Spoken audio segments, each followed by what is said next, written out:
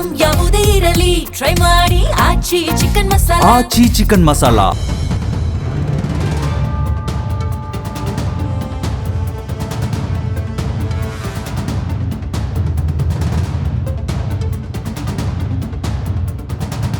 ಕರ್ನಾಟಕದ ಗದಗ ಜಿಲ್ಲೆ ತನ್ನ ಸಮೃದ್ಧ ಇತಿಹಾಸ, ವಾಸ್ತುಶಿಲ್ಪ, ಕಲೆ ಮತ್ತು ಸಾಹಿತ್ಯಕ್ಕೆ ಹೆಸರುವಾಸಿಯಾಗಿದೆ.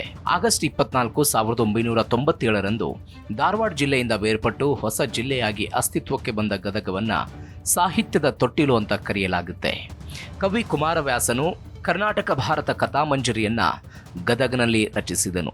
ಗದಗ್ ಹಿಂದೂಸ್ತಾನಿ ಸಂಗೀತದ ದಿಗ್ಗಜರಾದ ಭಾರತ ರತ್ನ ಪಂಡಿತ್ ಭೀಮಸೇನ್ ಜೋಶಿ ಅವರ ಜನ್ಮಭೂಮಿಯಾಗಿದೆ ಹಾಗೂ ಪಂಡಿತ್ ಪುಟ್ಟರಾಜ ಗವಾಯಿಗಳ ಕರ್ಮಭೂಮಿಯಾಗಿದೆ. ಅಂಧ ಹಾಗೂ ಅನಾಥ ಮಕ್ಕಳ ಬಾಳಿಗೆ ಬೆಳಕಾಗಿರುವ ವೀರೇಶ್ವರ ಪುಣ್ಯಾಶ್ರಮ ಸಂಗೀತ ಶಿಕ್ಷಣಕ್ಕೆ ವಿಶ್ವದಾದ್ಯಂತ ಖ್ಯಾತಿ ಪಡೆದಿದೆ. ಗದಗ ನಗರದಲ್ಲಿರುವ ತ್ರಿಕುಟೇಶ್ವರ ದೇವಸ್ಥಾನ, ಸರಸ್ವತಿ ದೇಗುಲಗಳು ಕಲ್ಯಾಣ ಚಾಲುಕ್ಯರ ಅದ್ಭುತ ಶಿಲ್ಪಕಲೆಗೆ ಸಾಕ್ಷಿಯಾಗಿವೆ. ಗದಗ ಜಿಲ್ಲೆಯ ಕಪ್ಪತ್ತಗುಡ್ಡವನ್ನು ಔಷಧೀಯ ಸಸ್ಯಗಳ ಗಣಿ ಅಂತ ಕರೆಯಲಾಗುತ್ತೆ. ಇಲ್ಲಿ ಅಪಾರ ಪ್ರಮಾಣದ ಆಯುರ್ವೇದ ಸಸ್ಯಗಳು ಮತ್ತು ನೈಸರ್ಗಿಕ ಸೌಂದರ್ಯವಿದೆ. ಗದಗ ಜಿಲ್ಲೆ ಮುದ್ರಣ ಕಾಶಿಯಂತೆ ಪ್ರಸಿದ್ಧವಾಗಿದೆ. ಗದಗ ಮತ್ತು ಬೆಟಗೇರಿ ಅವಳಿ ನಗರ ಕೈಮಗ್ಗದ ಸೀರೆಗಳ ತಯಾರಿಕೆಗೆ ಮತ್ತು ಮುದ್ರಣಾಲಯಗಳಿಗೆ ಹೆಸರುವಾಸಿಯಾಗಿವೆ.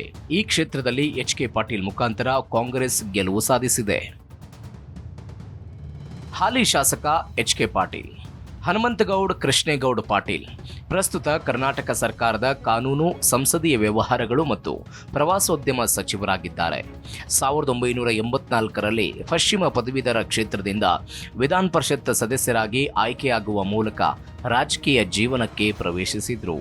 1984ರಿಂದ 2008ರವರೆಗೆ ಸತತ 4 ಬಾರಿ ಪಶ್ಚಿಮ ಪದವೀಧರ ಕ್ಷೇತ್ರದಿಂದ ವಿಧಾನ ಪರಿಷತ್ ಸದಸ್ಯರಾಗಿ ಸೇವೆ ಸಲ್ಲಿಸಿದರು.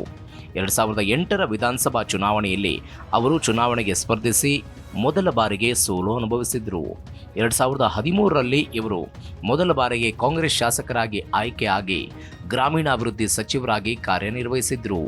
2018ರಲ್ಲಿ 2ನೇ ಬಾರಿಗೆ ಇದೇ ಕ್ಷೇತ್ರದಿಂದ ವಿಧಾನಸಭೆ ಪ್ರವೇಶ ಮಾಡಿದರು. 3ನೇ ಬಾರಿಗೆ ಶಾಸಕರಾಗಿ ಆಯ್ಕೆಯಾಗಿ ಪ್ರಸ್ತುತ ಸಿದ್ದರಾಮಯ್ಯನವರ ಸಂಪುಟದಲ್ಲಿ ಸಚಿವರಾಗಿ ಕಾರ್ಯನಿರ್ವಹಿಸುತ್ತಿದ್ದಾರೆ. ಗದಗ ವಿಧಾನಸಭಾ ಕ್ಷೇತ್ರದ ಇತಿಹಾಸ. ಗದಗ ವಿಧಾನಸಭಾ ಕ್ಷೇತ್ರ ಕರ್ನಾಟಕ ರಾಜಕಾರಣದಲ್ಲಿ ಐತಿಹಾಸಿಕವಾಗಿ ಮಹತ್ವದ ಸ್ಥಾನ ಪಡೆದಿದೆ. ವಿಶೇಷವಾಗಿ ಇದು ಹುಲಕೋಟೆಯ ಪಾಟೀಲ ಮನೆತನದ ಭದ್ರಕೋಟೆ ಅಂತ ಹೆಸರುವಾಸಿಯಾಗಿದೆ.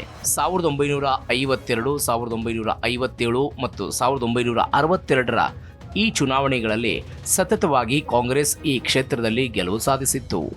1967ರಲ್ಲಿ ಕಾಂಗ್ರೆಸ್ ಟಿಕೆಟ್ ವಂಚಿತರಾದ ಕೆ.ಎಚ್. ಪಾಟೀಲರು ಸ್ವತಂತ್ರ ಅಭ್ಯರ್ಥಿಯಾಗಿ ಸ್ಪರ್ಧಿಸಿ ಚುನಾವಣೆಯಲ್ಲಿ ಗೆದ್ದರು. ನಂತರ ಅವರು ಕಾಂಗ್ರೆಸ್ ಅನ್ನು ಸೇರಿದರು.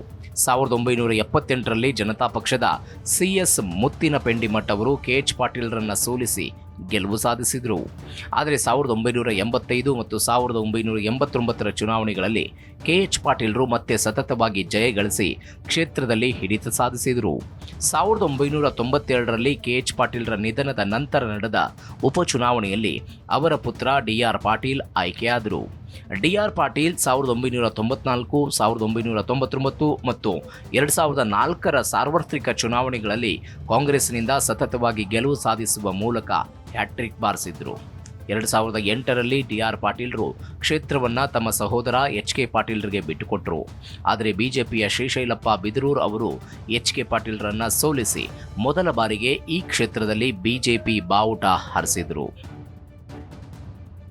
ಕಳೆದ 3 ಚುನಾವಣೆಗಳ ಫಲಿತಾಂಶ. 2013ರ ವಿಧಾನಸಭಾ ಚುನಾವಣೆಯಲ್ಲಿ ಕಾಂಗ್ರೆಸ್ನಿಂದ ಎಚ್.ಕೆ. ಪಾಟೀಲ್ ಕಣದಲ್ಲಿದ್ದು 70,475 ಮತಗಳನ್ನು ಪಡೆದುಕೊಂಡರು. ಬಿಎಸ್ಆರ್ ಕಾಂಗ್ರೆಸ್ನಿಂದ ಕಣದಲ್ಲಿದ್ದ ಅನಿಲ್ ಮೆಣಸಿನಕಾಯಿ 36,748 ಮತ ಪಡೆದರೆ ಬಿಜೆಪಿಯ ಶ್ರೀಶೈಲಪ್ಪ ಬಿದರೂರು 18,715 ಮತ ಗಿಟ್ಟಿಸಿಕೊಂಡರು. ಆ ಮುಖಾಂತರ ಎಚ್.ಕೆ. ಪಾಟೀಲ್ ಅನಿಲ್ ಮೆಣಸಿನಕಾಯಿ ವಿರುದ್ಧ 33,727 ಮತಗಳ ಅಂತರದಿಂದ ಗೆಲುವು ಸಾಧಿಸಿದರು. ಇನ್ನು 2018ರ ಚುನಾವಣೆಯಲ್ಲಿ ಕಾಂಗ್ರೆಸ್ನಿಂದ ಮತ್ತೊಮ್ಮೆ ಎಚ್.ಕೆ. ಪಾಟೀಲ್ ಕಣದಲ್ಲಿದ್ದು 77,699 ಮತ ಪಡೆದುಕೊಂಡರು. ಈ ಬಾರಿ ಬಿಜೆಪಿಯಿಂದ ಕಣದಲ್ಲಿದ್ದ ಅನಿಲ್ ಮೆಣಸಿನಕಾಯಿ 78,831 ಮತಗಳನ್ನು ಗಳಿಸುವುದಕ್ಕೆ ಶಕ್ತರಾದರು. ಈ ಮುಖಾಂತರ ಪಾಟೀಲರು ಮತ್ತೊಮ್ಮೆ 1,868 ಮತಗಳ ಅಂತರದಿಂದ ಗೆಲುವು ಸಾಧಿಸಿದರು. 2023 ಚುನಾವಣೆಯಲ್ಲಿ ಪಾಟೀಲ್ರು ಗದಗ್ ವಿಧಾನಸಭಾ ಕ್ಷೇತ್ರದಿಂದ ಮತ್ತೊಮ್ಮೆ ಅಗ್ನಿ ಪರೀಕ್ಷೆಗಿಳಿದ್ರು. ಈ ಚುನಾವಣೆಯಲ್ಲಿ ಅವರು ತಮ್ಮ ಸಾಂಪ್ರದಾಯಿಕ ಎದುರಾಳಿ ಅನಿಲ್ ಮೆಣಸಿಕಾಯಿ ಅವರನ್ನ ಎದುರಿಸಿದ್ರು. ಪಾಟೀಲ್ರು 89,958 ಮತಗಳನ್ನು ಪಡೆದರೆ ಮೆಣಸಿನಕಾಯಿ 74,828 ಮತಗಳನ್ನು ಪಡೆದರು. ಆ ಮೂಲಕ ಮೂರನೇ ಬಾರಿಗೆ 15,130 ಮತಗಳ ಅಂತರದಿಂದ ಗೆಲುವು ಸಾಧಿಸಿದರು. ಗದಗ್ ಕ್ಷೇತ್ರದ ಜಾತಿವಾರು ಲೆಕ್ಕಾಚಾರ. ಗದಗ್ ವಿಧಾನಸಭಾ ಕ್ಷೇತ್ರದಲ್ಲಿ 2,17,833 ಮತದಾರರಿದ್ದರು. ಅವರಲ್ಲಿ ಲಿಂಗಾಯತರು 85,000, ಕುರುಬರು 25,000, ಮುಸ್ಲಿಂ 25,000, ಪರಿಶಿಷ್ಟ ಜಾತಿ 40,000, ಪರಿಶಿಷ್ಟ ಪಂಗಡದ 16,000 ಹಾಗೂ ಇತರೆ ಸಮುದಾಯದ 26,833 ಮತದಾರರಿದ್ದಾರೆ. ಈ ಕ್ಷೇತ್ರದಲ್ಲಿ ಲಿಂಗಾಯತ ಸಮುದಾಯದ ಮತಗಳೇ ನಿರ್ಣಾಯಕವಾಗಿವೆ.